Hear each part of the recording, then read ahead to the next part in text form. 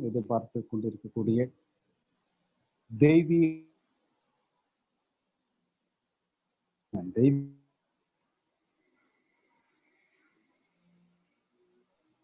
அதையும் அந்த தெய்வீக பண்பும் அந்த அருளுடையும் புரிய ஆசிரியர், பேராசிரியர், மூத்த பேராசிரியர், அனுபவம் வாய்ந்த ஆசிரியர் ஐயாவுடைய ஸ்பீச் தொடர்ந்து என்ன சொல்றது, சனிக்கிழமையான ஐயாவோட ஸ்பீச் தான் நம்மளுடைய இந்த திருப்பூர் மண்டலத்துல தொடர் நிகழ்வாக நடந்து கொண்டிருக்கிறது. ஐயாவுக்கு அனுபவங்கள் தான் இப்ப நம்ம கேட்கிறோம். அவர் உணர்ந்து ஓதக்கூடிய ஒரு அற்புதமான பேராசிரியர். அவர் அடைமொழி சொல்லுவாங்க, பேங்க் பழனிசாமி ஐயான்னு சொல்லக்கூடியவர். அவரை அவர்கிட்ட நான் ஆடியோலே அவருடைய கிளாஸ்ல அட்டன் பண்ணியிருக்கோம். அவர் அது தத்துவங்களை நம்மளுக்கு புரிகிற உதாரணங்களையும், கண்ணதாசனுடைய பாடல் வரிகள் இருந்து சொல்லக்கூடிய இது இருந்தாலும் சரி, அது மகாபாரதமாக இருந்தாலும் சரி, பகவத்கீதை அதாவது குரானாக இருந்தாலும் சரி, பைபிளாக இருந்தாலும் சரி, அது அனைத்து தத்துவமுமே வேதாத்திரியம் சார்ந்ததான் இருக்கின்ற ஒரு உதாரணங்களோடு எடுத்து கொடுக்கக்கூடியவர். நல்ல ஒரு ஆத்மா, வாழும் மகரிஷி என்றே சொல்லலாம். அதை நம்ம கேட்கறவங்க எல்லாத்துக்குமே அவருடைய தத்துவத்தை நீங்க உணர்ந்து அவர் நிலைக்கு நீங்க உணர்ந்து போனீங்கன்னா அது அற்புதமாக இருக்கும். ஏன்னா இந்த காலகட்டத்துல இப்ப நம்மளுக்கு தேவை அந்த தெய்வீக பண்பு, அருள் உடைமை. அதை சிறப்பாக வழங்குவதற்காக ஐயா அவர்களை வாழ்க வளமுடன் வரவேற்கின்றோம். வாழ்க வளமுடன் ஐயா. வாழ்க வளமுடன்மா, வாழ்க வளமுடன். வாழ்க வையகம், வாழ்க வையகம், வாழ்க வளமுடன். குரு வாழ்க, குருவே துணை. சிந்தனையை, உடல் நலத்தை சீர் அமைத்து உய்வித்த குருவே வாழ்க. வாழ்க வளமுடன், வாழ்க வளமுடன், வாழ்க வையகம். இந்த இணையதள நிகழ்விலே இணைந்துள்ள ஆன்மீக உள்ளங்கள் அனைவரையும் அருட்தந்தை வேதாத்திரி மகரிஷி அவர்களின் சார்பாக வாழ்க வளமுடன் என்று வாழ்த்தி வரவேற்பதிலே மகிழ்ச்சியும் நிறைவும் பெறுகின்றோம். சான்ற பெருமக்களே, நற்பண்புகள் என்ற தொடர் சிந்தனையிலே இரண்டாவது தலைப்பாக அருளுடைமை சார்ந்த கருத்துக்களை இப்போது நாம பகிர்ந்து கொள்ள இருக்கின்றோம். வலு பெருந்தகை மனிதன் பெற வேண்டிய சொத்துகள் மா சம்பத்து என்று 10 வகையான சொத்துக்களை வரைமுறைப்படுத்தியிருக்கின்றார்கள். அவற்றிலே ஒன்றுதான் அருள் உடைமை என்று ஒன்று. அருள் என்பது என்ன? உதாரணமா நிறைய வழிபாட்டு ஸ்தலங்கள், திருக்கோவில்களிலே நன்கொடை செலுத்தி அம்மனின் அருளுக்கு பாத்திரமாகும்படி கேட்டுக்கொள்கிறோம். இங்கனம் விழா கமிட்டியார் காணிக்கை செலுத்தி இறைவனின் அருளுக்கு பாத்திரமாகும்படி கேட்டுக்கொள்கிறோம், கோவில் கமிட்டியார். இப்படி அந்த திருவருள், தெய்வத்தினுடைய திருவருளை பெற வேண்டும் என்ற கருத்து எல்லோருமே வார்த்தை அளவில் கேள்விப்பட்ட ஒன்றுதான். ஆனா அதனுடைய ஆத்மார்த்தமான உட்பொருள் என்ன என்பதை தான் நாம் விளங்கிக் கொள்ள இருக்கின்றோம். நாம கோவிலுக்கு போகின்ற சமயத்துல பெற்ற அனுபவங்களை கொஞ்சம் நம்ம திருப்பி ஒரு பிளாஷ்பேக் போட்டு பாருங்க. கோவில் இருக்கின்ற தெருவுக்குள் கால் வைக்கின்ற போதே வாங்க வாங்க வாங்க, தேங்காய் பழம் வாங்கிக்கிங்க, பூ வாங்கிக்கிங்க, மாலை வாங்கிக்கங்க, அர்ச்சனை தட்டு வாங்கிக்கிங்க என்று பல குரல்கள் நம்மை வரவேற்கும். ஏதோ ஒரு கடையில போய் பூஜை சாமான்கள் எல்லாம் வாங்கி கொள்கின்றோம் காசு கொடுத்து.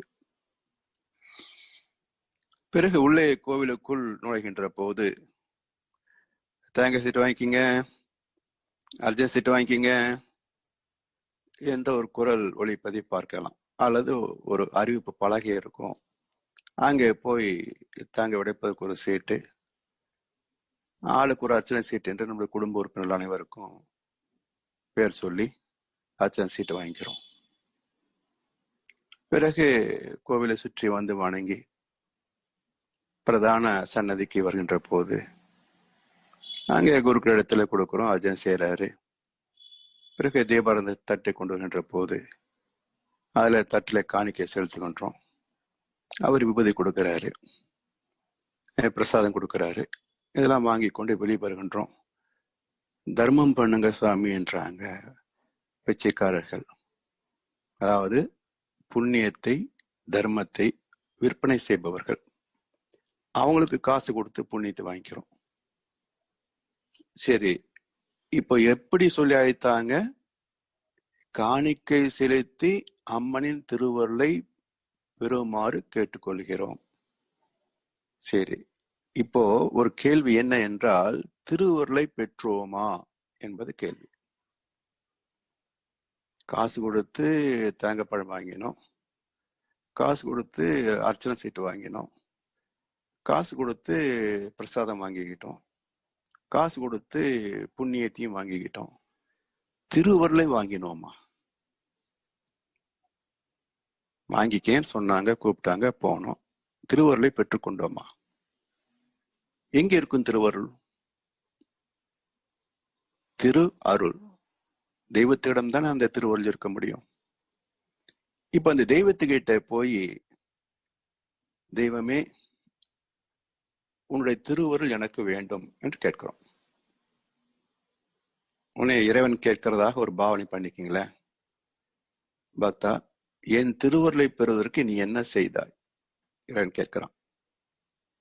சாமி, தேங்காய் பழமெல்லாம் வாங்கினேன், அது நீ தான் வீட்டுக்கு எடுத்துட்டு போற.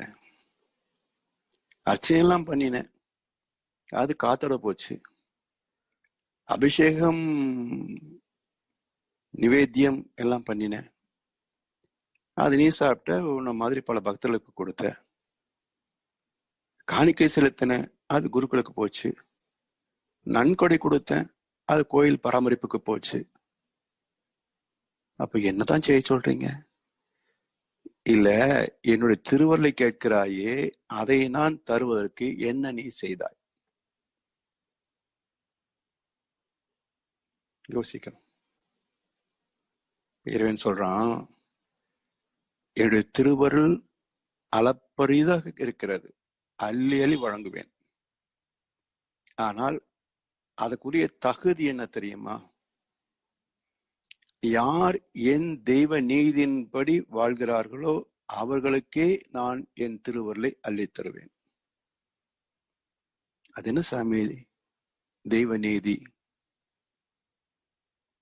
அதை தர்மம், புண்ணியம், ஒழுக்கம், அறம் என்று சொல்றாங்க. அதாவது எண்ணம், சொல், செயலால் உனக்கோ மற்றவர்களுக்கோ இந்த சனத்திலேயோ எதிர்காலத்திலேயோ உடலுக்கோ மனதுக்கோ நன்மையே தருவதுதான் தெய்வ நீதி. அதுதான் என்னுடைய தர்ம பரிபாலனம். அதன்படி வாழ்பவர்களுக்கு என்னுடைய திருவருளை அவர்கள் வீட்டுக்கு வந்தே அள்ளி தந்து விடுவேன் என்றான் இறைவன். போங்க சாமி, நீங்க சொல்ற மாதிரி தர்மம் பார்த்தா நான் எப்படி கொடுசனாகிறது? நீங்க சொல்ற மாதிரி தர்மம் பார்த்தா நான் எப்படி ஓவர்டேக் பண்ணி ப்ரொமோஷன் வாங்குறது? நீங்க சொல்றபடி தர்மம் பார்த்தா நான் எப்படி பெரிய ஆள் ஆகிறது? அதெல்லாம் இன்னைக்கு பொருந்தாது சாமி. நீங்க அந்த காலத்துக்கு சரி, மகாபாரத காலம், ராமாயண காலம், அந்த காலத்துக்கு சரி. இது கலியுகம் சாமி, இன்னைக்கு அதெல்லாம் பொருந்துமா? உங்களுக்கு என்ன வேணும் சொல்லுங்க. கும்பாபிஷேகமா, தங்கரதமா, என்ன பண்ண சொல்லுங்க, பண்ணிடுறேன். இறைவன் சிரித்துக் கொண்டே சொன்னான், இது விற்பனைக்கு அல்ல, என்னுடைய திருவருள் விற்பனைக்கு அல்ல. உன்னிடத்தில் ஒன்றை பெற்றுக்கொண்டு என் திருவருளை தருவதற்கு நான் வியாபாரியும் அல்ல.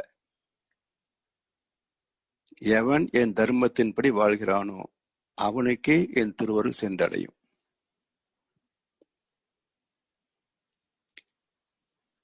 பக்தனும் விடுவதாக இல்லை, கடவுளும் கொடுப்பதாக இல்லை. இப்படித்தான் உலகம் முழுவதும் இறைவனுக்கும் பக்தனுக்கும் இடையே ஒரு ஏலம் போய்கொண்டிருக்கிறது. இந்த ஏலத்தில் இன்னும் யாரும் திருவருளை எடுக்கவே இல்லை, ஆண்டவனும் கொடுக்கவே இல்லை. அதனால் இந்த திருவருளை பெறுவது எப்படி என்பதுதான் இன்றைய சிந்தனை. தெய்வமே டோர் டெலிவரி கொடுக்கணும். நம்ம வீட்டுக்கு வந்து இந்த பிடி உனக்கு வர வேண்டிய திருவருள் என்று வீட்டுக்கு வந்து கொடுத்துட்டு போகணும். அப்படி தெய்வநீதியை மதித்து வாழ்ந்து அந்த திருவருளை பெறுவது எப்படி என்ற சிந்தனையை தான் இப்ப நம்ம பார்க்கிறோம்.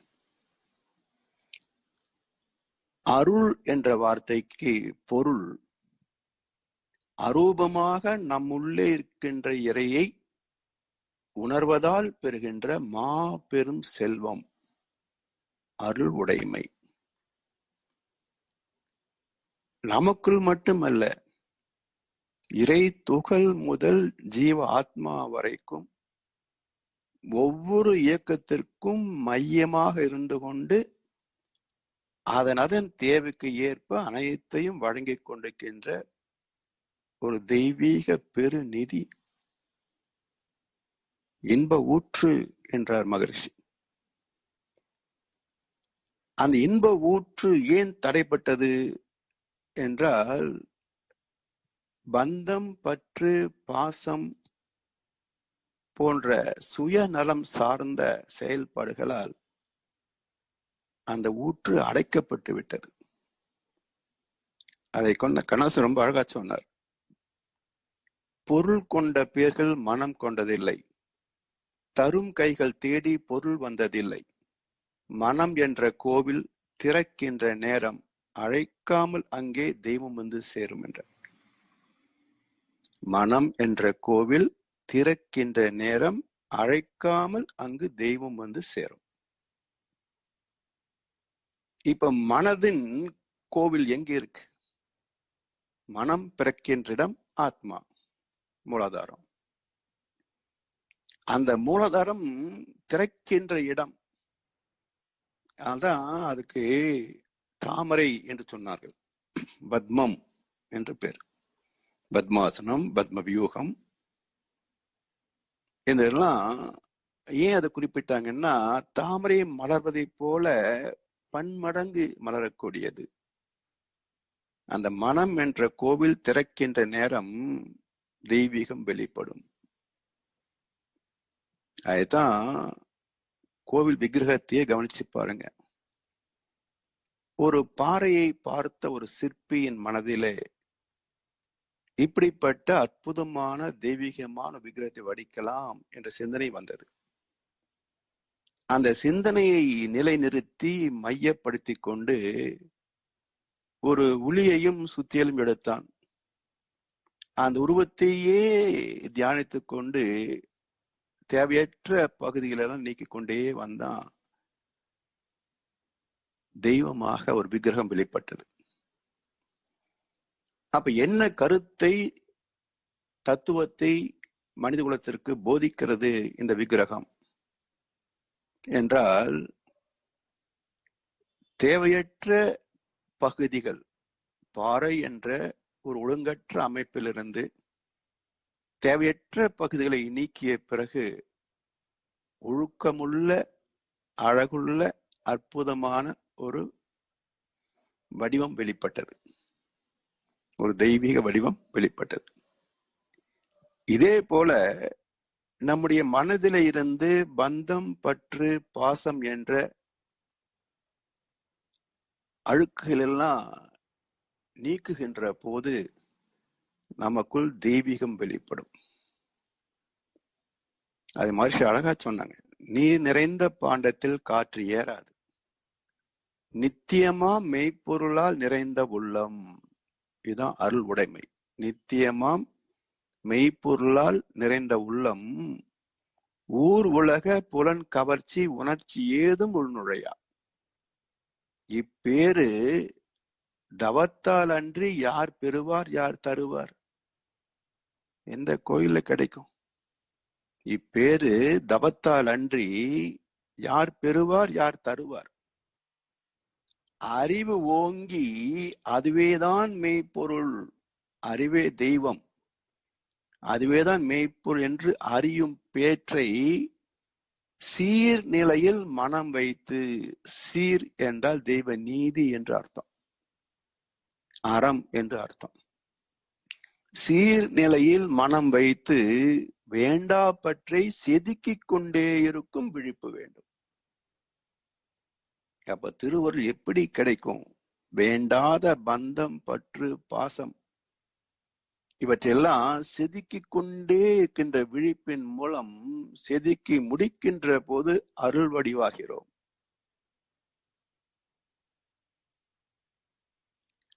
அந்த விட்டு விட்டு என்ன செய்கிறான் மக்கள் என்பதை கண்ணதாசன் ஒரு கவியில் சொல்லுவாரு, காலில் விலங்கு அதை கடமை என அழைத்தோம், 4 விலங்குகளில் தினம் நாட்டியம் ஆடுகின்றோம் என்றார். அது என்ன 4 விலங்கு என்றால், சாமி சொல்றாங்க, பொருள், புகழ், செல்வாக்கு, புலன் இன்பம் 4 புகுந்து அழிந்தி மனித மனம் புண்ணாய் வருந்துவோர். மனித குலத்தின் அத்தனை சிக்கல்களுக்கும் எங்கே காரணி என்றால் 4 விலங்குகளில் தினம் நாட்டியம் ஆடுகின்றோம். அதுக்கு என்ன பேர் வச்சோம்? காலில் விலங்கு ஈட்டோம், அதை கடமை என அழைத்தோம். அதனால கடமை என்றால் கடனை திருப்பி செலுத்துவது, பெற்ற கடனை திருப்பி செலுத்துவதுதான் கடமை. 10 மணிக்கு போயிட்டு 5 மணிக்கு வர்றது கடமை இல்லை. 9 மணி கடையை திறந்து 12 மணி கடை மூடுறது கடமை அல்ல. எனவே கடமை என்ற சொல்லுக்கே பொருள் தவறி அதை ஒரு பங்க்சுவாலிட்டியாக மாற்றிவிட்டோம். கடமையின் பொருள் அர்த்தம் இது அல்ல. இந்த உடல் வாழ்ந்து கொண்டிருப்பதே கடன்பட்டதற்கு அத்தாட்சி. அதை திருப்பி செலுத்த வேண்டிய பொறுப்பு ஒவ்வொருவருக்கும் உண்டு. அதற்கு ஆதாரமாக உள்ளதுதான் அருள் உடைமை. அப்ப அரூபமாக உள்ள இருக்கிறது என்கின்ற போது, அப்ப தெய்வத்தை பற்றிய விளக்கம் இல்லாமல் நம்முள் இருக்கின்ற தெய்வத்தை அடையாளம் காண முடியுமா? யாரை காண? சாமியை காண. சாமியை கண்டால் மோட்சம் கிட்டும். அப்ப சாமி சபரிமலையில் மட்டும்தான் இருக்கிறான் என்பதனால் தானே அங்க ஓடுறோம். உன்னுடம்பு ஆலயம் வள்ளல் பிராணருக்கு வாய் கோபுரவாசல் தெல்ல தெளிந்தார்க்கு ஜீவன் சிவலிங்கம் என்று ஆயிரக்கணக்கான வருஷத்துக்கு முன்னாடி சொல்லியும் இன்று வரைக்கும் எத்தனை பேருக்கு அது தெரிந்திருக்கிறது? எனவே அந்த இறை தத்துவத்தை முதலில் அரூபம் என்று அறிந்தால் மட்டுமே அது நமக்குள்ளும் இருக்கின்ற சத்தியத்தை உணர முடியும். இல்லாத ஒரு பொருளை இருப்பதாகும், இருக்கும் பல பொருளும் இல்லாதிருந்ததுண்டு. சொல்லாத முன்னிருந்த சொல்லை போல் சுரூபமெல்லாம் பூரிக்கும் முன் அரூபம். நில்லாது அசைந்தியங்கும் பொருட்களோடே நிலையான அரூபம் என்னும் பூர்ணத்தை கல்லாது உற்றுணர்ந்தோம், கடமை கண்டோம், கர்ம ஞான கருவிகளை ஆள கற்றோம் என்றார் மகர்ஷி. அப்போ அந்த அருளை சொத்தாக நம்முடைய உடைமையாக பெறுவது எப்படி என்றால், அந்த அரூபத்தை முதல்ல உணரணும். பகவத்கீதையில இல்லாததற்கு இருப்பு கிடையாது, இருப்பது இல்லாமல் போவதும் கிடையாது. உண்மை அறிந்தவர்க்கே இது விளங்கும் என்று அற்புதமான ஒரு ஸ்லோகத்தை கொடுத்திருக்கிறார். இல்லாததற்கு இருப்பு கிடையாது. இருப்பது இல்லாமல் போவதும் கிடையாது. எப்படி? இப்ப நாம் இருக்கிறோமா இல்லையா அப்படின்னா இருக்கிறோம். எப்பவுமே இருந்தோமா? இல்ல. எப்படி இருந்தோம்? முன்னாடி அம்மா அப்பாவா இருந்தோம். கங்காருமா தொங்கிக்கிட்டா இருந்தோம் இல்லையே. அப்ப தாயின் உடலுக்குள் தந்தையின் உடலுக்குள் இருந்த போது நமக்கென்று அடையாளமே இல்லையே. தந்தை தாய் ஈர் உயிரும் ஒன்று சேர்ந்த பிறகு, தழைத்த பிறகு, பிறந்த பிறகு தானே நமக்கு முகவரியே வந்தது. சரி, எத்தனை ஆண்டுகள் வாழ்ந்தாலும் மரணத்தை வென்றவன் எத்தனை பேர்? ஒரு நாளைக்கு போகத்தானே வேணும். போன பிறகு எங்கே?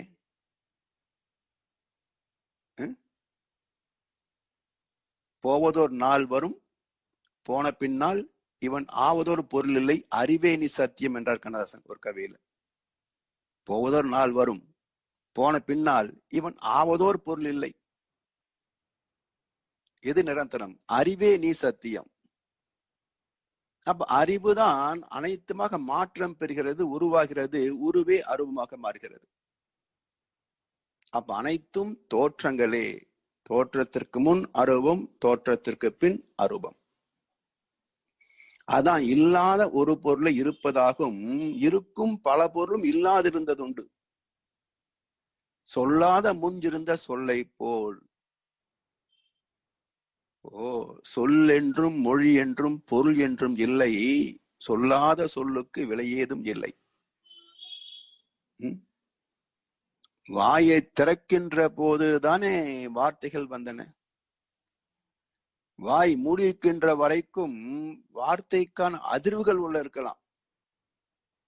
ஆனா வாயை திறக்காமல் வார்த்தைகள் வெளிவர முடியுமா?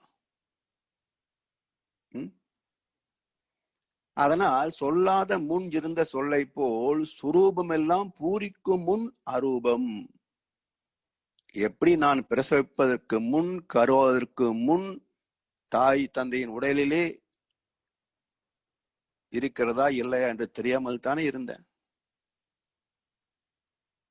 அதுபோல் சுரூபம் எல்லாம் பூரிக்கும் முன் அரூபம். நில்லாது அசைந்தியங்கும் பொருட்களோடே. நில்லாது அசைந்தியங்கும் பொருட்களோடே. கொடியசைந்ததும் காற்று வந்ததா? காற்று வந்ததும் கொடியசைந்ததா? இது வந்ததால் அசைந்ததுங்க. காற்று வந்ததால் கொடி அசைந்தது. கொடி அசைந்தால் காற்று வரும். ஆனா அது கொடி தானே அசையாது, நாம் அசைக்கணும்.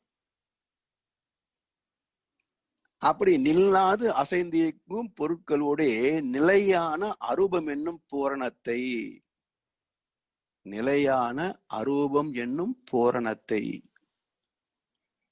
அதான் சுத்த வெளி. கல்லாது உற்றுணர்ந்தோம். இதை எழுத்துக்களால வார்த்தைகளால விளக்கி சொல்லிவிட முடியுமா? திருமந்திரத்துல அழகா சொல்லி வைத்தார். நம்ம வீடுகள்ல பெண் குழந்தைகள் உண்டு. ஒரு தாயானவள் தன் கணவனோடு தூக்கின்ற இல்லற சுகங்களை அந்த பெண்ணிடத்துல சொல்ல முடியுமா? மகளிடத்துல. அதே சமயத்துல அந்த மகள் உற்ற வயதில் திருமணமாகி இல்லறத்தை துவங்குகின்ற போது தாய் பெற்ற அதே இல்லற சுகத்தை பெறுகிறாளா இல்லையா? அந்த மாதிரி இது சொல்ல முடியாதப்பா, அனுபவத்திலே அறியணும்னாரு திருமந்திரத்துல. முகத்தில் கண் கொண்டு பார்க்கும் மூடர்கள், அகத்தில் கண் கொண்டு பார்த்தலே ஆனந்தம். மகளுக்கு தாய் தன் மணாளனோடு ஆடிய சுகத்தை சொல்லென்றால் சொல்லுமாறு எங்கனே. இதை விட ஒரு நெத்தியடியாக சொல்ல முடியுமா தத்துவத்தை? ஏன் உரைக்க மாட்டேன்றது பக்தர்களுக்கு?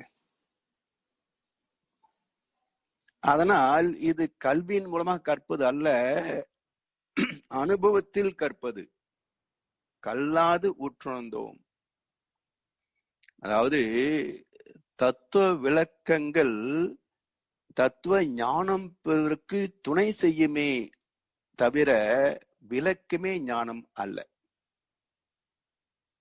இன்றைக்கு நிறைய வாட்ஸ்அப்ல, யூடியூப்ல எத்தனை அறிவாளிகள், எத்தனை செய்திகள். இவங்கெல்லாம் அறிந்தவர்களா, உணர்ந்தவர்களா? அப்போ வார்த்தை ஜாலங்களால் அறிந்துவிட முடியாது. அது தவத்தின் ஆழத்தில் பெறுகின்ற ஆத்ம தரிசனம்.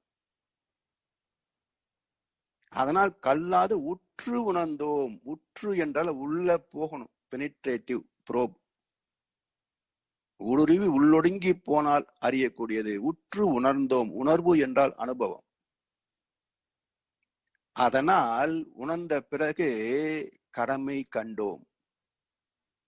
இன்னும் தெளிவா ஒரு இடத்துல சொல்வார் மகரிஷி, கடவுளை உணர்ந்தவன் கடமையில் வாழுவான், கடமையில் வாழ்பவன் கடவுளை நாடுவான்.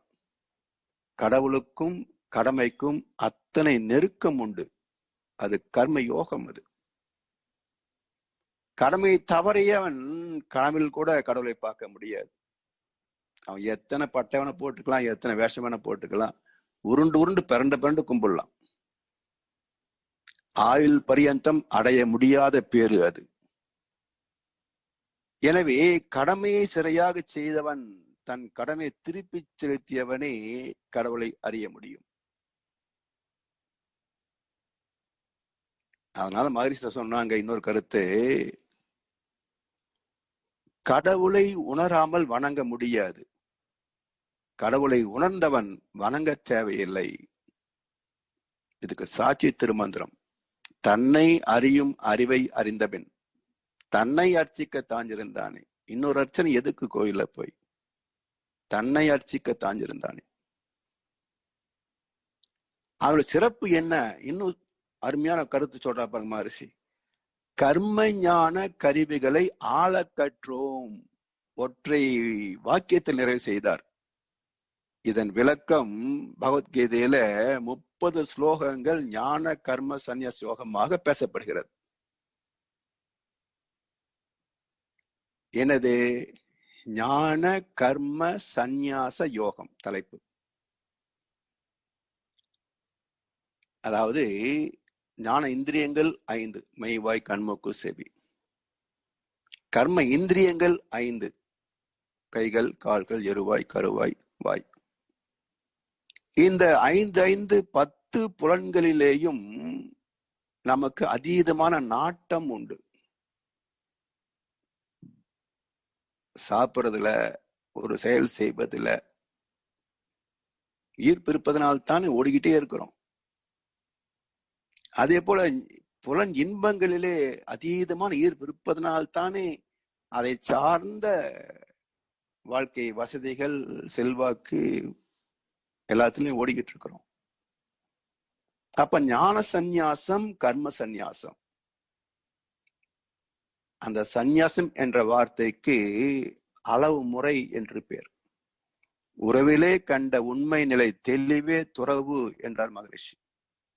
அப்ப கீதை சொல்கின்ற ஞான கர்ம சந்நியாச யோகம் எதை காட்டுகிறது என்றால், கர்மேந்திரியங்களிலேயும் ஞானேந்திரங்களிலேயும் வாழ்கின்ற போது அளவு முறை காக்கின்ற வரைக்கும் இன்பங்கள் ஆரோக்கியம் நிலைக்கும். அளவு மீறினால், முறை மாறினால் துன்பத்தில் சிக்குவாய் என்று எச்சரிப்பது ஞான கர்ம சந்நியாச யோகம். அதை இங்க சாமி சொல்றாங்க, கர்ம ஞான கருவிகளை ஆள கற்றோம். அளவோடு முறையோடு பயன்படுத்தும் திறம் பெற்றோம். இன்னொரு கவியில அருளமுதம் பெற வேண்டி அகத்தவம் புரிந்தேன். எப்படி திருவருள் கிடைக்கும் என்றால், அருள் அமுதம் பெற வேண்டி அகத்தவம் புரிந்தேன். அதுக்கு அமுதம் என்ற வார்த்தையை போட்டார் பாருங்க. அமுதம் என்னவோ வாங்கி சாப்பிடக்கூடிய பொருளா, பஞ்சாமிர்தமா? சோ அமிர்தம் என்றால் அமிழ்து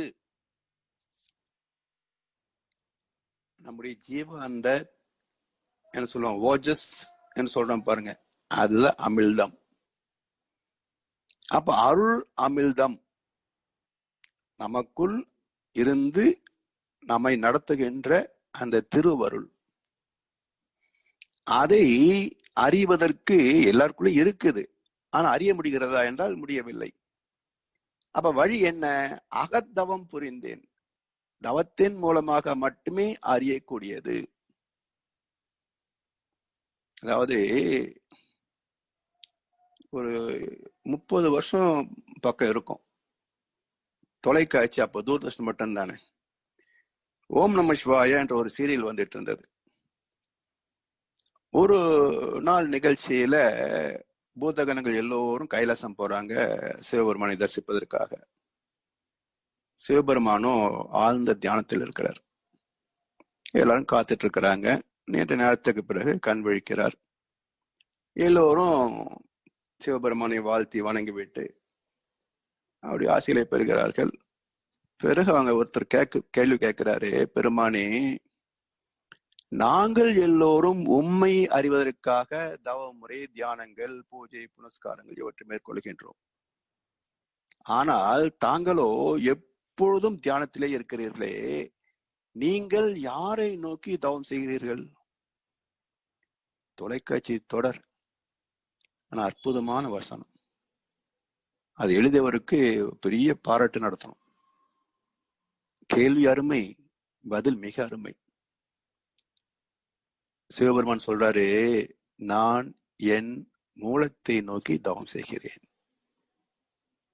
அப்படி என்றால் தேவர்களும் பூத கணங்களும் கண்ட சிவபெருமான் மூலம் அல்ல. அப்போ அனைத்திற்கும் மூலமான அரூப சக்தியாக நான் இருக்கிறேன் என்று சொல்றார். நான் என் மூலத்தை நோக்கி, ஆதி சிவத்தை நோக்கி தவம் செய்கிறேன். அது மட்டும் இல்ல, அந்த ஆதிசிவமாகிய சுத்த வெளியை அறிகின்ற வழியை இந்த உருவத்தில் இருக்கின்ற சிவனை காட்டி விடுகின்றான். எப்படி?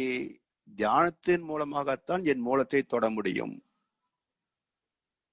ஆசாமி சொல்றாங்க, அருளமுதம் பெற வேண்டி அகத்தவம் புரிந்தேன், அறிவதனின் 3 நிலை அற்புதம் உணர்ந்தேன். அறிவு இல்லாத இடம் இல்லை, இல்லாத மனிதனும் இல்லை, பைத்தியங்களை தவிர. அப்ப 3 நிலை என்ன? பக்தி, ஞானம், முக்தி என்ற 3 நிலைகளில் அறிவு செயல்படுகிறது. பக்தி என்பது என்ன? இதை செய்தால் நமக்கு இது கிடைக்கும், நம்பிக்கை தானே. வாழ்க்கை நம்பிக்கை தாங்க. என்ன ஆதாரம்? ஒரு குழந்தை பிறக்குது ஆஸ்பத்திரியில, அந்த குழந்தைக்கு இவர்கள்தான் என் தாய் தந்தை என்பது தெரியுமா? அது எப்படிங்க? சின்ன குழந்தை, அதுக்கு என்ன தெரியும்? ஓகே, ஒத்துக்கொள்ளலாம். பெரியவங்களுக்கு வாங்க, இந்த கணவன் மனைவிக்கு தெரியுமா இதுதான் என் குழந்தை என்று? டோக்கன் மாறி இருந்த வார்டு டோக்கன் மாறி இருந்தா சினிமா கதையாயிரும் இல்ல?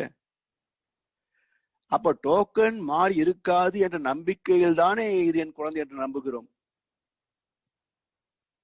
வாழ்க்கையின் அடிச்சுவடே நம்பிக்கை தான். யாரும் RNA DNA டெஸ்ட் பண்ணி பார்த்து குழந்தை எடுத்தவராக இருந்தா இது நடக்கிற காரியமா?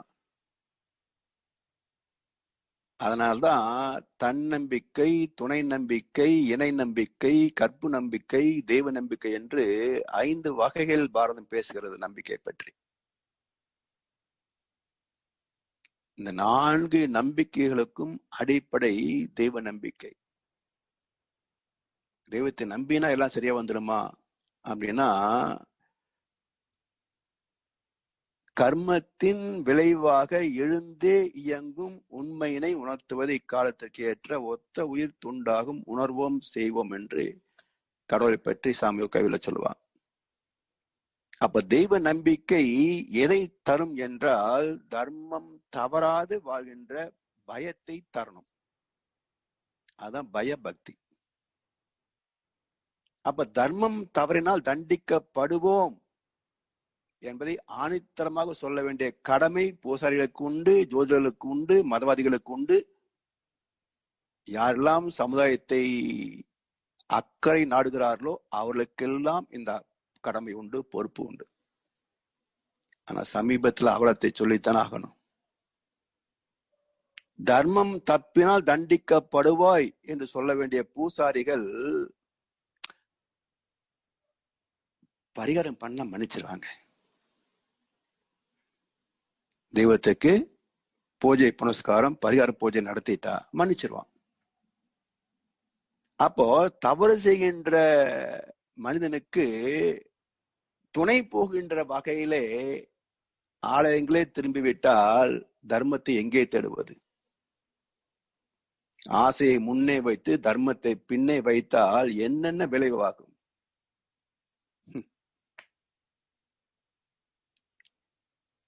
அதனால பக்தி சீர்கட்டத்துக்கு காரணம் என்ன என்றால், அதன் தலைமையேற்றது அத்தனையும் அரைவேக்காடுகள்.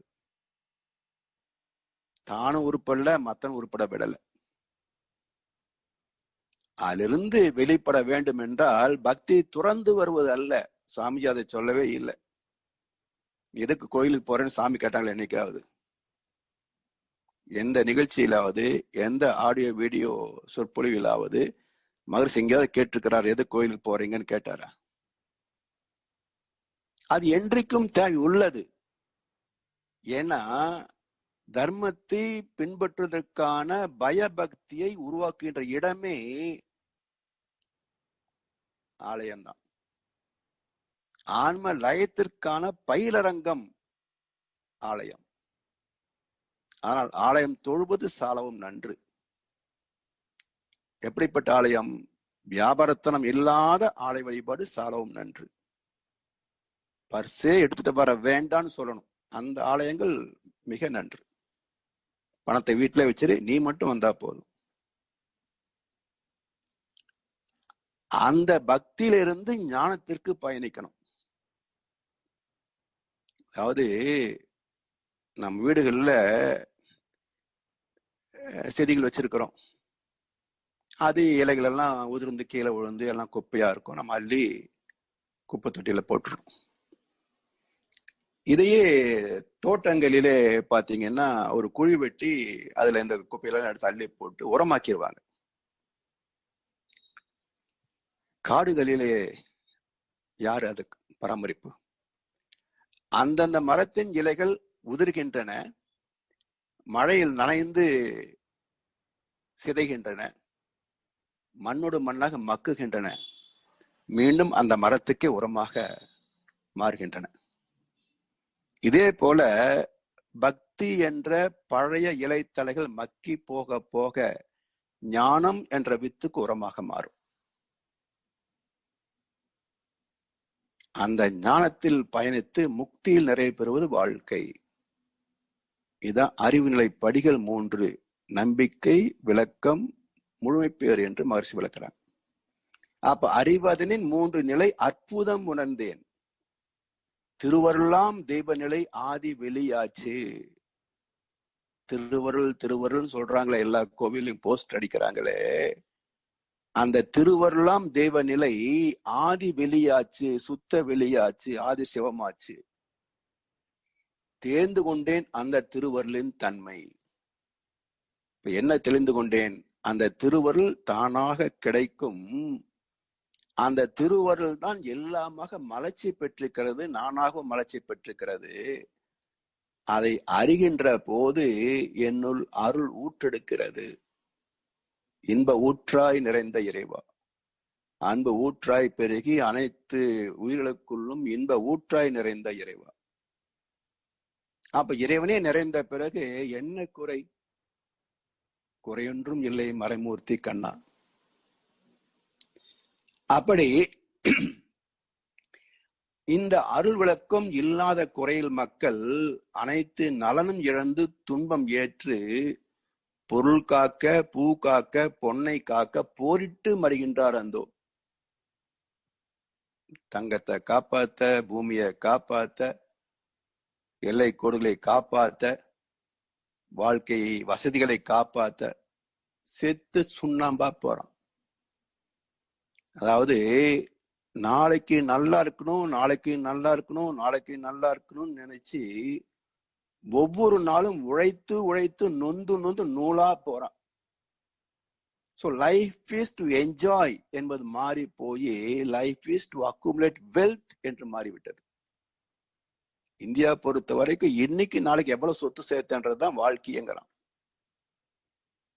ஆனா உண்மையான ஞானம் பெற்றவர்கள் லைஃப் இஸ் டு என்ஜாய், வாழ்க்கை வாழ்வதற்கே. அதை விட்டு போரிட்டு மடிகின்றார். அந்தோ வாழ்வில் மருள் போக்கி மக்கள் ஒத்து உதவி வாழ மன தூய்மை வினை தூய்மை பெற்று உள்ளத்தில் இருள் போக்கும் அகத்தவம் அகத்தாயும் இனிதளிக்கும் குண்டலினி யோகம் கற்பீர். தவம் தத்துவ விளக்கும் என்ற இரண்டும் இணைந்த குண்டலினி யோக வழிக்கு வாங்க என்றார் மகரிஷி. இதை தவிர வேறு வழி இல்லை, இதை தவிர வேறு வழி இல்லை. The remedy for all problems is enlightenment. அறிவின் தெளிவே அனைத்து சிக்கல்களுக்கும் தீர்வு என்கிறார் மகரிஷி. இப்படி இறைநிலை பேராதார பெரும் சக்தியாக அவையார் சொன்னது போல அணுவுக்குள் அணுவாய் அப்பாலுக்கு அப்பாலாய் இருத்தி நிறுத்தி சிந்தையுளே காட்டி என்றார விநாயகர். அதை அறிந்து பெற்ற சிறப்புதான் அருள் உடைமை. அப்படி உள்ளே இருக்கின்ற தெய்வத்தை பற்றி மகாகவி பாரதியார் ஒரு கவியில சொல்றார். உண்மையின் பேர் தெய்வம் என்போம், அன்றி ஓதிடும் தெய்வங்கள் பொய்யெனக் கண்டோம். உண்மைகள் வேதங்கள் என்போம், பிரிது உள்ள மறைகள் கதை எனக் கண்டோம். அந்த வார்த்தையை கவனிச்சு பாருங்க.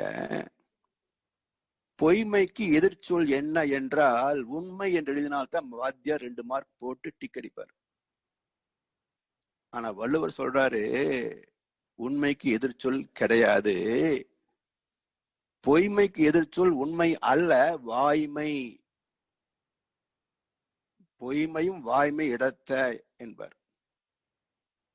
ஏன் உண்மைக்கு எதிர்ச்சொல் இல்லை என்றால் தெய்வத்துக்கு யார் எதிரி? எப்படி? உள் அடங்கிய மெய்ப்பொருள் உண்மை, உள் அடங்கிய மெய், அதான் அருள் என்று சொல்கின்றோமே, அது உள் அடங்கிய மெய். இறை தோலுக்கு உள்ளாக, நமது ஜீவ ஆத்மாவுக்கு உள்ளாக அடக்கம் பெற்றிருக்கின்ற மெய்ப்பொருள் உள் மெய் உண்மை. அப்ப உண்மையின் பேர் தெய்வம், சரிதானே? அன்றி ஓதிலும் தெய்வங்கள் பொய்யென கண்டோம். ஏன்? அந்த விக்கிரத்துக்கு மைய புள்ளியும் இல்லை, கருமையமும் இல்லை.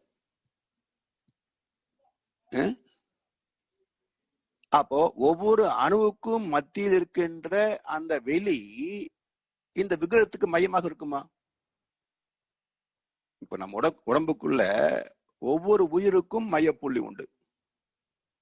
அத்தனை உயிர் துகளுக்கும் மையமாகத்தானே மூலாதாரம் ஜீவாத்மா இருக்கு. அது மாதிரி ஒரு ஆத்மா, ஒரு மையப்புள்ளி விக்கிரத்துக்கு உண்டா? இருக்க முடியுமா? முடியாது. அப்ப அன்றி ஓதிடும் தெய்வங்கள் பொய் என கண்டோம். உண்மைகள் வேதங்கள் என்போம். வேதம் என்றால் ரிக் யஜுர் சாம அதர்வன என்று மட்டும் பொருள் அல்ல. அது ஏன் வேதம் சொல்லுகிறோம் என்றால், வேதம் என்ற சொல்லுக்கு இறை துகள் என்று கீதை சொல்லுகிறது. இயங்குகின்ற ஒன்றுக்கு வேதம் என்று பொருள். இயங்காத ஒன்றிலிருந்து தோன்றிய இயக்கத்திற்கு வேதம் என்று பொருள். அப்ப மறைப்பொருளிலிருந்து ஒரு இயக்க பொருள் வந்ததால் அந்த சீர்மை விளக்கு அந்த நூல்களும் மறை என்றே சிறப்பிக்கப்பட்டன. அப்ப வேதம் என்றால் மறைந்திருந்த ஒன்றிலிருந்து எழுச்சி பெற்ற இயக்கம். எனவே உண்மைகள் வேதங்கள் என்போம், பிரிது உள்ள மறைகள் கதை என கண்டோம். சூரிய பாகமா வாயு பாகமா அப்படி இப்படி பேசிட்டு இருந்தா அதெல்லாம் கதைகள். இதே கருத்தை 10 குறட்பாக்களே வள்ளுவப்பெருந்தகை விளக்கிறார். முதல் கவியில அருட்செல்வம் செல்வத்துள் செல்வம், பொருட்செல்வம் பூரியார் கண்ணும் போல. ஏற்கனவே 10 உடைமைகள் என்று சிறப்பித்து விட்டார். அதை தொடர்ந்த கருத்து சொல்றாரு, அருட்செல்வம் செல்வத்துள் செல்வம். நீ பெற வேண்டிய சொத்துகளிலே உயர்ந்த சொத்து எது என்றால் அருட்செல்வம். பொருட்செல்வம் நாங்க ஓடி ஓடி சம்பாதிக்கிறோமே, முழு பக்க விளம்பரம் லட்சக்கணக்க செலவு பண்ணி ஒரு நாளைக்கு 10 முழு பக்க விளம்பரம் வருது. மக்களுக்கு சேவை செய்வதற்காக நாங்க அழைக்கிறோம். அந்த பொருட்செல்வம் அது பூரியார் கண்ணும் உள்ள. பூரியார்னா கிராம பக்கத்தை சொல்லுவாங்க பாருங்க, என்ன பெரிய காசு, நாய் கூட சோறு திங்குது போ அப்படிம்பாங்க. அது என்ன பெரிய காசு, பிச்சைக்காரங்கிட்டே இருக்குது, திருடங்கிட்டே இருக்குது, திருட்டு பையன்கிட்ட இருக்கு, அயோக்கியங்கிட்டே இருக்குது. இன்னும் சொல்ல போனா பல பேர் கோபம் வந்துடும், வேண்டாம் சொல்ல வேண்டாம் விடுங்க. அந்த அளவுக்கு மோசமான ஒரு வார்த்தை வலு பயன்படுத்துறாரு. எனவே தேவைகளை நிறைவு செய்யும் அளவுக்கு பொருள் இருந்தால் போதும். இதற்கு மேல் ஈட்ட வேண்டிய பெரும் செல்வம் எங்கும் நிறைந்த தெய்வத்தை அனுபவத்தில் உணர்ந்த பெறக்கரிய உயர்ந்த அருட்செல்வம். இரண்டாவது கவியில நல் ஆற்றான் நாடி அருள் ஆள்க, பல் ஆற்றான் தேரினும் அக்தே துணை.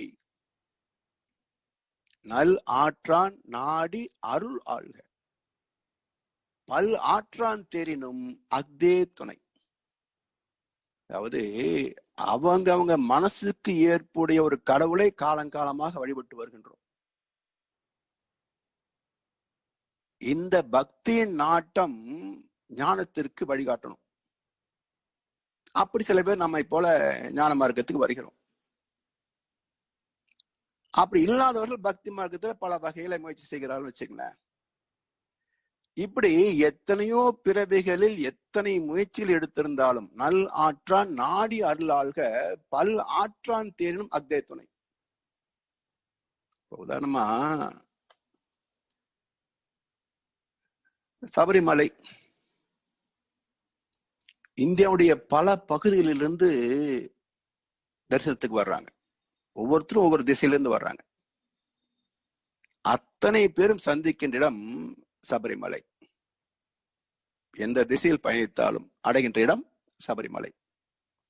ஆனா ஐயப்பனை தரிசிக்க வேண்டும் என்றால் ஒரே திசையில் 18 படிகளை கடந்தால் மட்டுமே ஐயப்பனை தரிசிக்கலாம்.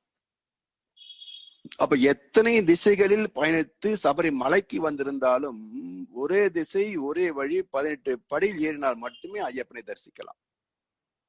அதான் பல் ஆற்றான் தேரினும் அக்தே துணை. மூன்றாவது கவியில அருள் சேர்ந்த நெஞ்சினார்க்கு இல்லை, இருள் சேர்ந்த இன்னா உலகம் புகழ்.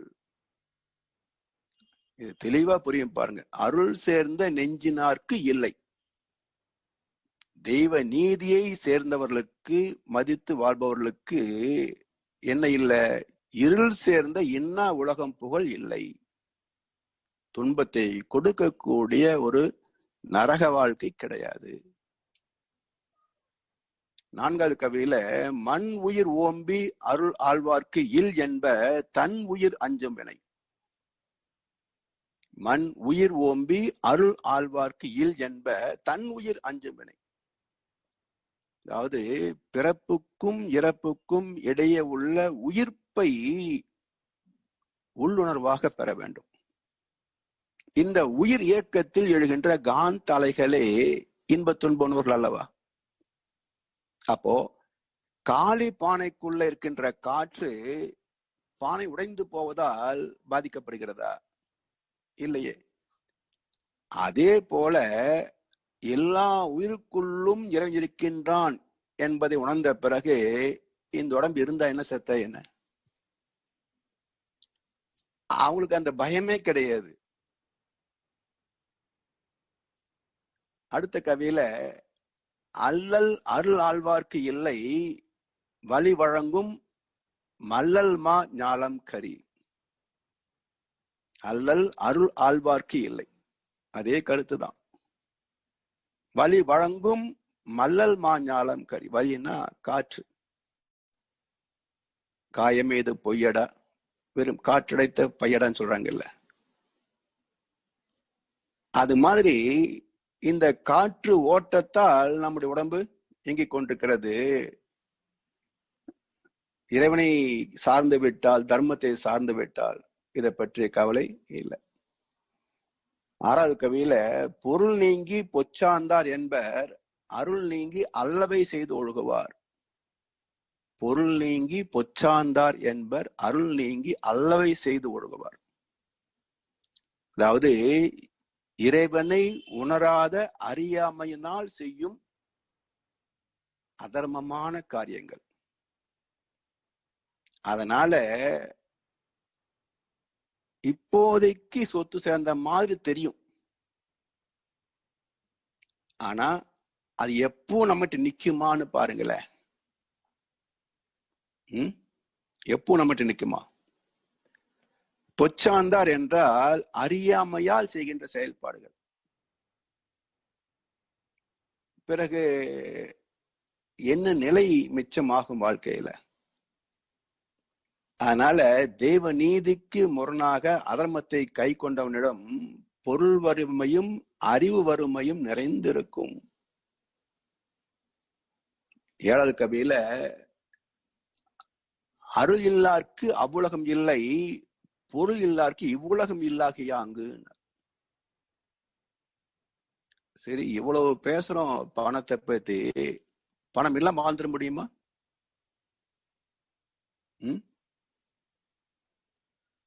அருமையான பாட்டு. கஞ்ச கழுதையும் காசு இருந்தால் கர்ணனாகி விடுவான். வார்த்தை பாருங்க, கஞ்ச கழுதையும் காசு இருந்தால் கர்ணனாகி விடுவான். இந்த கழிசடை உலகில் பணமுடையோர்க்கு கடவுளும் பயப்படுவான். எந்த காலமும் இருக்கின்ற வரைதான் ஊருக்கு உபயோகம். அதை இழந்து விட்டாலோ கர்ணன் என்றாலும் கிடைப்பது அவமானம். பணத்துக்கு அவ்வளவு மதிப்பு இருக்கின்றார் கண்ணதாசன். சரி, இந்த பணத்தை எடுத்துக்கிட்டு அங்க போக முடியுமா? உலகத்துல பணக்காரருக்கு மதிப்பு உண்டு.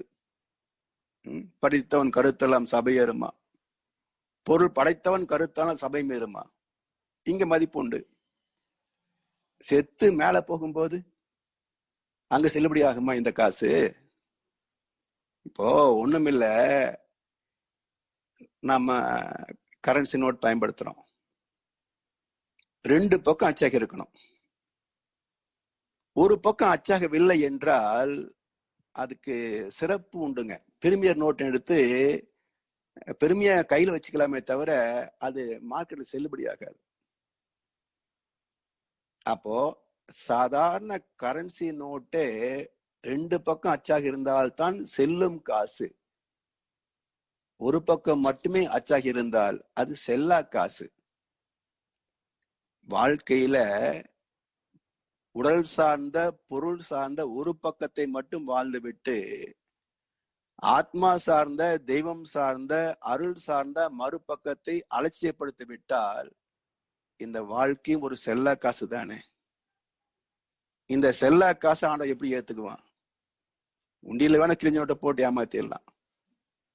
அவங்கிட்ட நேரா போய் சந்திக்கிற போது செத்ததுக்கு அப்புறம் அவனை ஏமாத்த முடியுமா? அதனால பொருளும் அருளும் இணைந்ததே வெற்றிகரமான வாழ்க்கை. அப்ப எவ்வளவு சம்பாதிச்சா நிம்மதியா இருக்கலாம், அந்த கணக்கு தெரியும். அதை நிறை செல்லும் என்றார் மகரிஷி. கடன் வாங்குற அளவுக்கு ஆசை இருக்கக்கூடாது, கடன் கொடுக்குற அளவுக்கு கையில காசு இருக்கக்கூடாது. அதான் நிறைவான நிம்மதியான வாழ்க்கை. 8வது கவியில பொருள் அற்றார் பூப்பர் ஒரு கால், அருள் அற்றார் அற்றார் மற்று ஆதல் அரிது. மிக அற்புதமான நெத்தியடி குரல். பொருள் அற்றார் பூப்பர் ஒரு நாள் என்ன அர்த்தம்? ஒரு பிச்சைக்காரன் ராத்திரி தெரு ஓரமா படுத்து கிடக்குறான். அந்த வழியே வந்த ஒரு கார் ஆக்சிடென்ட் ஆச்சு, எல்லாம் ஸ்பாட்லயே அவுட்டு, வண்டி உடைஞ்சு உள்ள இருந்த தங்க நகைகள் பணம் எல்லாம் சிதறி வெளியே கிடக்குது. பிச்சைக்காரன் பார்த்தான், என்னாச்சு? அடுத்த காலை இவன் கொடிசன் ஆயிட்டான். அப்ப பொருள் அற்றார் பூப்பர் ஒரு நாள். நேற்று ராத்திரி அவன் பிச்சைக்காரன், இன்னைக்கு காலை அவன் கோடீஸ்வரன். சாத்தியம்தான். அதை விடுங்க, ஒரு லாட்டரி சீட் அடிச்சா கோடீஸ்வரன் ஆயிர மாட்டோமா பிச்சைக்காரன்? சோ பொருள் அற்றார் பூப்பர் ஒரு கால் சாத்தியம்தான். ஆனா அருள் அற்றார் அற்றார் மற்ற ஆதல் அரிது. இது மாதிரி யாருக்காவது ஞானம் வந்து விடுமா? அப்படி ஒருத்தன் தன்னை ஞானம் வந்து விட்டதாக காட்டிக்கொண்டால் அவன் பக்கா ஃப்ராட் நம்பர் 1 என்ற அர்த்தமே தவிர, அவன் ஞானி என்று காலில் விழுந்தா இவன் முட்டாள் நம்பர் 1. அவ்வளவுதான். அவன் ஃப்ராட் நம்பர் 1, இவன் முட்டாள் நம்பர் 1. இப்படித்தான் உலகத்தில் நிறைய பேர் பிராண்டா சுத்தி திரிகிறாங்க. எனவே ஆன்மீகம் என்பது ஒரு பிறப்பில் வருவது அல்ல, 7 தலைமுறையின் தவம் அது. அதான் கீதையில சொன்னாங்க, என்னை நோக்கி பெரு முயற்சி எடுக்கின்ற கொடான கொடி பக்தர்களுள் எங்கோ ஒருவன் என்னை உள்ளபடி அறிய முயல்கின்றான். அப்படி முயல்கின்ற பெருவாய்ப்பு அமைந்த பக்தர்களுக்குள்ளும் எங்கோ ஒருவன் என்னை உள்ளபடி அறிகின்றான். அப்படின்னா எத்தனை கோடிக்கு ஒரு ஞானி கணக்கெடுத்து பாருங்க. 1 கோடிக்கு ஒரு ஞானி வருவதாக இருந்திருந்தால் இன்றைய ஜனத்தொகை 700 கோடி. அப்ப 700 ஞானிகள் இந்த உலகத்தில் இருக்கணும். இருக்காங்களா? அப்போ ஒரு ஞானி பல கோடிகளில் ஒன்று. கீதையின் வாக்கு சத்திய வாக்கு இன்று வரைக்கும். அதான் வள்ளுவர் சொல்றார், அருள் அற்றார் அற்றார் மற்ற ஆதல் அரிது. அதனால்தான் துறந்தார் பெருமை துணை கூறின் வையத் இறந்தார் எண்ணிக்கொண்டற்று என்றார் வள்ளுவர் பெருந்தகை. ஒரு ஞானியின் சிறப்பை நீ எந்த அளவுகோல் வச்சு அளக்க முடியும்? இதுவரைக்கும் இந்த பூமியில பிறந்து வளர்ந்து வாழ்ந்து முதிர்ந்து தளர்ந்து முடிந்து சிதைந்து போன மக்களை எண்ணி சொல்ல முடியுமானால் ஒரு ஞானி சிறப்பை நீ எண்ணி சொல்லலாம்னார். ரெண்டும் முடியாது. ஏன்னா பல கோடிகளில் பிறந்த ஒரு ஞானி. அப்படிப்பட்ட ஞானி பகவான் வேதாத்திரி மகரிஷி. புரிஞ்சுக்கிட்டோமா? முயற்சியாவது பண்ணுவோம். தெருளாதான் மெய்ப்பொருள் கண்டு அற்றால் தேரின் அருளாதான் செய்யும் அறம். தெருளாதான் மெய்ப்பொருள் கண்டு அற்றால் தேரின் அருளாதான் செய்யும் அறம். அதாவது மனித பிறப்பின் நோக்கத்தை பற்றிய தெளிவில்லாமல் பணம் செய்வதே சாதனை என்று வாழ்ந்தவரும் விதிவசத்தால் ஆன்மீகத்தில் அடி வைத்து கடுந்தவத்தின் மூலம் மெய்ப்பொருள் உணர்ந்த தெளிவில் பொருள் பற்று நீங்கி தன் உழைப்பு பொருள் அனுபவ அறிவு அனைத்து மக்களுக்கு அனுபவித்து விடுகிறார். இதுக்கு யார் உதாரணம் காட்டலாம்? மன்னனுக்கு நிகரான சொத்துக்கள் தன் மாளிகையில வைத்திருந்தார் பட்டினத்தார். அவ்வளவு பெரிய செல்வந்தன் எப்படி ஞானியாக முடிந்தது? பணத்தின் மீது அத்தனை ஈர்ப்பு அவருக்கு. அப்ப எப்படி திடீர் ஞானம் பெற்றார்? ஏற்கனவே சொன்ன பொருள் அற்றார் பூப்பர் ஒரு நாள் சொல்லிட்டு இங்க என்ன சொல்றாரு? தெருளாதான் மெய்ப்பொருள் கண்டு அற்றால் தேரின் அருளாதான் செய்யும் அறம். அவனுக்கு ஞானம் வந்து விட்டால் இதுவரைக்கும் எந்த செல்வத்தை நாடி ஓடிக்கொண்டிருந்தானோ அத்தனை பணத்தையும் எடுத்து அள்ளி தந்து விடுவான். ஏன்னா பிறக்கரிய அருளமுதத்தை நான் பெற்றுவிட்டேன், இந்த அச்சடிச்ச நோட்டால என்ன புண்ணியம், இந்த வச்சுக்க நீ, இனிமே அவஸ்தை உனக்குன்னார். அடுத்த கவியில வலியார் முன் தன்னை நினைக்கத்தான் தன்னின் மெலியார் மேல் செல்லும் இடத்து. அதாவது வலியார் முன் தன்னை நினைக்க தான் தன்னின் மெலியார் மேல் செல்லும் இடத்து. நல்ல பலசாலி முன்னாடி நம்ம சிக்கினா நம்ம நிலைமை என்ன? அது மாதிரி நம்மை விட கீழாக இருக்கின்ற மக்கள் மீது கருணை காட்டணும். அதை திருக்குறான்ல அருமையான வசனம் ஒன்று உண்டு. இறை மாண்பு ஒருவனுடைய உள்ளத்தில் ஆழமாக பதிந்து விடுகின்ற போது சமுதாயத்தில் பலவீனப்பட்டவரின் உரிமையை பறிக்கின்ற துணிச்சல் வருவது இல்லை. அது இல்லாதனால்தான் அடிச்சு புடுங்கிற வாழ்க்கை இன்றைக்கு. அப்ப இறை மாண்பு இருந்திருந்தால் தானாக வந்த செல்வத்தையும் அள்ளித்தரத்தான் மனம் வருமே தவிர உள்ள வைக்க மனம் வராது. எனவே எவ்வுயிருக்கும் துன்பம் அளிக்காத உயர பெறுவதற்கு தன்னுடைய ஆற்றல், சூழ்நிலை, வசதி, வாய்ப்பு இவற்றை கொண்டு எதை சாதிக்க முடியுமோ அதை பிற உயிர் படுகின்ற சுகதுக்க உணர்வுகளுக்கு பயன்படுத்தக்கூடிய திறம் வந்துவிடும். அந்த அருளுடைமை ஒழுக்கமாக மாறும். அப்போ தானும் நிறைவாக வாழலாம், சமுதாய மக்களுக்கும் தன்னால் முடிந்த அளவிலே உடலாலும் பொருளாலும் அறிவாலும் உதவி செய்யலாம். அப்ப இந்த மண்ணுலக வாழ்க்கை எப்படி இருக்கும் பாருங்க. சொர்க்கம் என்பது எங்கேயோ இல்லை. அருமையான சொர்க்க பூமியாக இந்த உலகத்தை நரகமாக மாற்றிய சிறப்பு யாருக்கு? யாருக்கு? சிந்திப்போம், தெளிவடைவோம். அதனால வாழ்க்கைக்கு பொருளின்றி அமையாத உலகு, அதே சமயத்துல பொருளே வாழ்க்கை அல்ல என்பதையும் புரிந்து பொருளையும் அருளையும் சமமாக பாவித்து வாழ்கின்ற காலத்தில் தருகின்ற முக்கியத்துவத்தை போல் போகின்ற காலத்திற்கு அருளும் அவசியம் என்பதை உணர்ந்து பொருளும் அருளும் இணைந்த வாழ்க்கையை சீராக வாழ்ந்து நாமும் நிறை பெற வேண்டும், மற்றவருக்கும் எடுத்துக்காட்டாக வழிகாட்டியாக அமைவோம் என்று சொல்லி இந்த சிந்தனையை நிறைவு செய்கின்றோம். வாழ்க வளமுடன், வாழ்க வளமுடன், வாழ்க வையகம்.